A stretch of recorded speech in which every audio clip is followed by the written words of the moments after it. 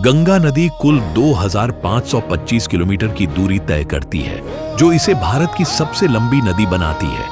यह उत्तराखंड, उत्तर प्रदेश, बिहार, झारखंड और पश्चिम बंगाल सहित 5 राज्यों से होकर बहती है। इसका उद्गम उत्तराखंड में गंगोत्री हिमनद के गौमुख नामक स्थान से भागीरथी के रूप में होता है। यह अपनी यात्रा में कई महत्वपूर्ण संगमों से गुजरती है, जिन्हें उत्तराखंड के पंच प्रयाग कहा जाता है, जहां अलकनंदा नदी अन्य नदियों से मिलती है। इनमें विष्णु प्रयाग धौली गंगा से, नंद प्रयाग नंदकिनी से, कर्ण प्रयाग पिंडर से और रुद्र प्रयाग मंदाकिनी से शामिल है। देव प्रयाग में जब भागीरथी और अलकनंदा का संगम होता है, तब यह संयुक्त धारा गंगा के नाम से जानी जाती है। पहाड़ी यात्रा के बाद गंगा ऋषिकेश और हरिद्वार के मैदानों में प्रवेश करती है। धरती में अमृत सी बहती है गंगा माँ, मोक्षदायिनी पाप हरणी है गंगा माँ।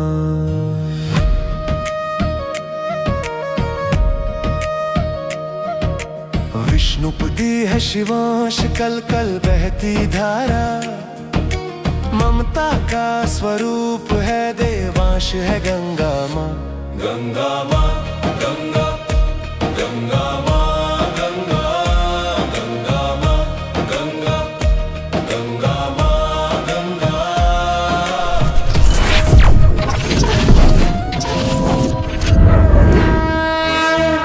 वयं राष्ट्रे जागृयाम पुरोहितः। हम राष्ट्र आराधक भारतवर्ष को जागृत और जीवंत बनाएं। युग युगीन भारत के कालजयी महानायकों की तेजस्विता की गौरव गाथा। गंगा के उद्गम से लेकर गंगा सागर तक अनेक ऐतिहासिक और धार्मिक महत्व वाले तीर्थ स्थल बसे हुए हैं, जो भारतीय संस्कृति और आस्था के केंद्र रहे हैं। गंगा का आरंभ उत्तराखंड के गोमुख हिमनद से होता है, जहां स्थित गंगोत्री को गंगा का उद्गम स्थल माना जाता है। यहां गंगा भागीरथी के रूप में प्रवाहित होती है और इसे तीर्थ यात्रियों के लिए सबसे पवित्र स्थल माना जाता है। इसके बाद ऋषिकेश आता है, जो हिमालयी क्षेत्र से मैदानों में प्रवेश का प्रथम पड़ाव है। यहां का राम झूला और लक्ष्मण झूला प्रसिद्ध है और यह स्थान साधना एवं योग का वैश्विक केंद्र है। आगे बढ़ते हुए गंगा हरिद्वार पहुंचती है, जिसे गंगा का मैदानी क्षेत्र में प्रवेश द्वार कहा जाता है। यहां हर की पौड़ी पर होने वाली गंगा आरती विश्व भर के श्रद्धालुओं को आकर्षित करती है। उत्तर प्रदेश में प्रवेश करते ही गंगा का धार्मिक और सांस्कृतिक महत्व और भी व्यापक हो जाता है। सबसे पहले गढ़मुक्तेश्वर आता है, जिसका उल्लेख महाभारत काल से मिलता है और यहाँ के गंगा घाट आज भी आस्था का प्रतीक है। इसके बाद फर्रुखाबाद और कन्नौज आते हैं। फर्रुखाबाद एक ऐतिहासिक नगर है, जबकि कन्नौज हर्षवर्धन काल में भारत की राजधानी रहा और पूर्व का ग्रास कहलाया। इसके बाद गंगा कानपुर से होकर बहती है, जो औद्योगिक नगर के रूप में विख्यात है और जिसके तट पर अनेक घाट बने हैं। कानपुर से आगे बिठूर आता है, जो वाल्मीकि आश्रम और पौराणिक कथाओं से जुड़ा है। गंगा का सबसे बड़ा आध्यात्मिक महत्व प्रयागराज में है, जहां गंगा, यमुना और पौराणिक सरस्वती का संगम होता है। यह स्थान तीर्थराज कहलाता है और यहीं महाकुंभ तथा कुंभ मेले का आयोजन होता है। इसके बाद गंगा वाराणसी पहुंचती है, जिसे काशी और मोक्षदायिनी नगरी कहा जाता है। यहाँ विश्वनाथ ज्योतिर्लिंग और दशाश्वमेध, 80 तथा मणिकर्णिका जैसे घाट इसकी पहचान है। आगे बढ़ते हुए गंगा बिहार पहुंचती है, जहां पटना राज्य की राजधानी के रूप में गंगा के दक्षिणी तट पर बसा है। इसके साथ ही भागलपुर भी एक प्रमुख नगर है। झारखंड में गंगा का विस्तार अपेक्षाकृत कम है, परंतु यहां साहिबगंज गंगा के किनारे स्थित एकमात्र प्रमुख शहर है। इसके बाद गंगा पश्चिम बंगाल में प्रवेश करती है, जहां कोलकाता जैसे महानगर का विकास हुआ है। गंगा की शाखा नदी हुगली पर बसा यह शहर भारत का प्रमुख सांस्कृतिक और औद्योगिक केंद्र है। अंततः गंगा अपने अंतिम पड़ाव पर गंगा सागर पहुंचती है। जहां वह सागर में मिल जाती है। यहाँ कपिल मुनि का मंदिर है और मकर संक्रांति पर लगने वाला विशाल मेला इसे विश्व स्तरीय आस्था का केंद्र बनाता है। इस प्रकार गंगा का संपूर्ण प्रवाह केवल भौगोलिक यात्रा नहीं, बल्कि भारत की धार्मिक, सांस्कृतिक और ऐतिहासिक यात्रा भी है, जहां हर पड़ाव किसी न किसी प्रकार से मानव आस्था, इतिहास और परंपरा से गहराई से जुड़ा हुआ है।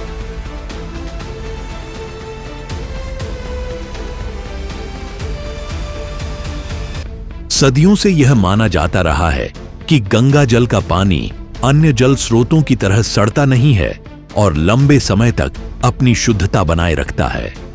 इस पारंपरिक मान्यता को वैज्ञानिक शोध ने भी पुष्ट किया है।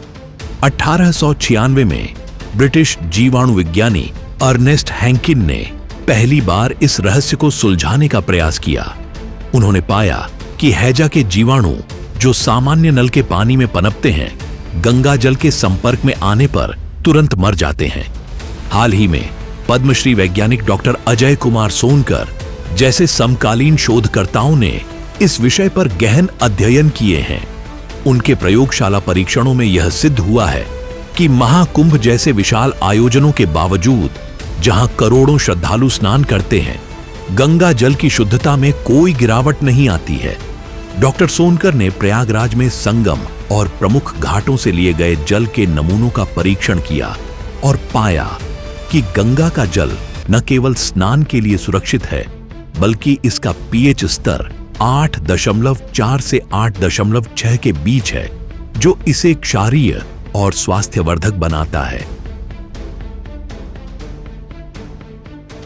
गंगा जल की इस अद्भुत स्वशुद्धिकरण क्षमता का रहस्य बैक्टीरियोफेज नामक विशेष प्रकार के वायरस में छिपा है।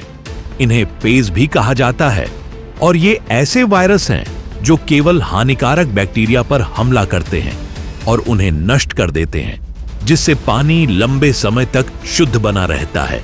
ये वायरस इंसानों के लिए पूरी तरह से फायदेमंद होते हैं और प्राकृतिक रूप से पाए जाते हैं। डॉक्टर सोनकर के शोध में गंगा जल में 1100 से अधिक प्रकार के बैक्टीरियोफेज की मौजूदगी का पता चला है। चंडीगढ़ स्थित माइक्रोबियल टेक्नोलॉजी इंस्टीट्यूट के वैज्ञानिकों ने भी इन बैक्टीरियोफेज की मौजूदगी की पुष्टि की है। उनका शोध यह भी बताता है कि ये फेज उन बैक्टीरिया से भी लड़ने में सक्षम है जो एंटीबायोटिक दवाओं से भी नहीं मरते। गंगा के विषय में एक असाधारण पुरातात्विक सिद्धांत भी प्रचलित है, जो पौराणिक कथाओं को एक नए वैज्ञानिक और ऐतिहासिक संदर्भ में देखने का प्रयास करता है। इस सिद्धांत के अनुसार राजा भगीरथ द्वारा गंगा को धरती पर लाने की कथा केवल एक धार्मिक चमत्कार नहीं, बल्कि एक विशाल जल, अभियांत्रिकी, हाइड्रोलिक, इंजीनियरिंग परियोजना का प्रतीकात्मक वर्णन है। यह सिद्धांत यह मानता है कि भगीरथ और उनके पूर्वजों ने कई पीढ़ियों के अथक प्रयास से हिमालय से गंगा के लिए एक चैनल या नहर का निर्माण किया था। इस सिद्धांत को 20वीं सदी के शुरुआती ब्रिटिश सर्वेक्षकों और भूवैज्ञानिकों के अवलोकनों से भी समर्थन मिलता है।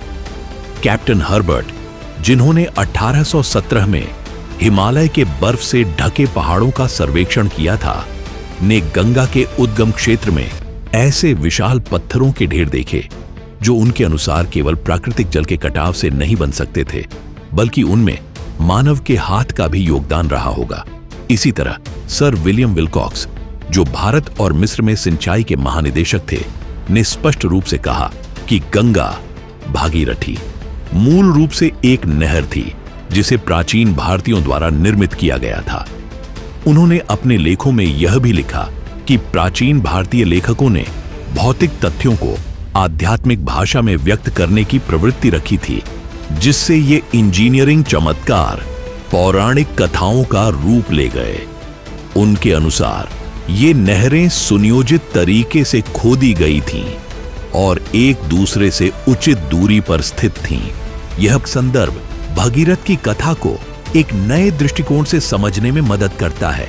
हिमालय में विवर्तनिक हलचलों, टेक्टोनिक एक्टिविटीज से प्राकृतिक बांध बन सकते हैं, जिससे नदियों का प्रवाह रुक सकता है या मार्ग बदल सकता है। ऐसे में सगर के पुत्रों के भस्म होने की कथा किसी भूवैज्ञानिक आपदा का प्रतीकात्मक वर्णन हो सकती है और भगीरथ का प्रयत्न उस प्राकृतिक अवरोध को हटाकर एक नियंत्रित चैनल बनाकर नदी को प्रवाहित करने का एक विशाल इंजीनियरिंग कार्य हो सकता है।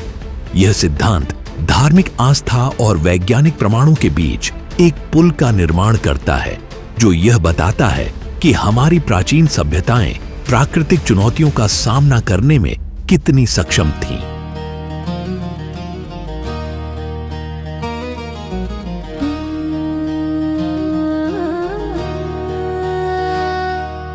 धरती में अमृत सी बहती है गंगा माँ, मोक्षदायिनी पाप हरणी है गंगा माँ।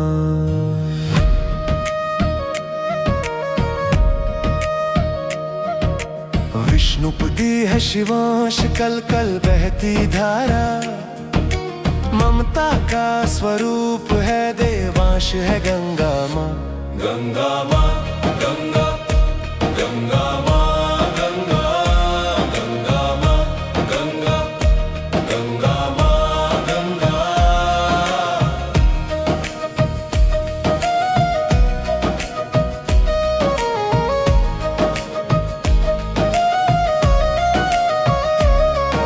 वेदों में गंगा का उल्लेख सीमित है, लेकिन बाद के धर्म ग्रंथों और दैनिक जीवन की प्रार्थनाओं में उसका स्थान सर्वोपरि है। स्नान से पूर्व बोला जाने वाला एक प्रसिद्ध श्लोक गंगा के सार्वभौमिक महत्व को दर्शाता है। गंगे च यमुने चैव गोदावरी सरस्वती नर्मदे सिंधु कावेरी जलेस्मिन सन्निधिं कुरु।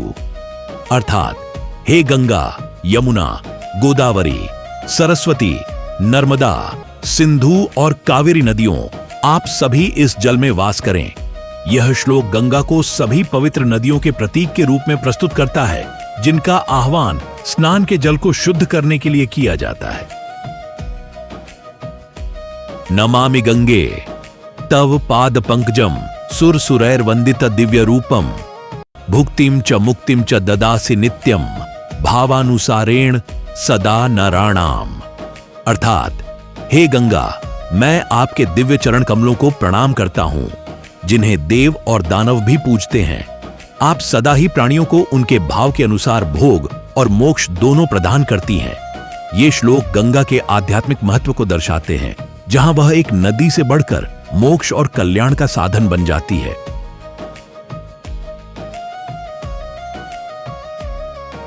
गंगा केवल एक भौगोलिक नदी नहीं, बल्कि भारतीय सभ्यता का एक बहुआयामी प्रतीक है, जो धर्म, विज्ञान, इतिहास और भूगोल को एक साथ जोड़ती है।